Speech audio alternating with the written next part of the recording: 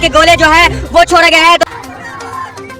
पिछले एक हफ्ता से आकांक्षा दुबे के परिवार के लोग सरकार से न्याय के गुहार लगा रहे हैं, मगर सरकार अभी तक कोई एक्शन नहीं लिया है इस मामला में।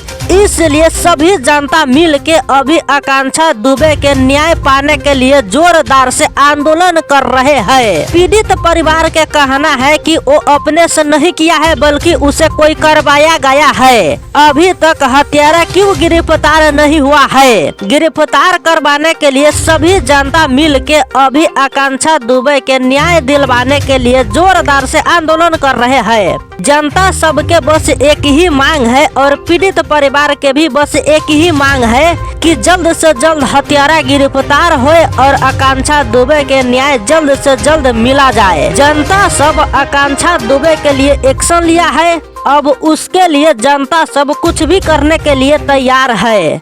अब देखना ये है कब तक ये मामला शांत होता है।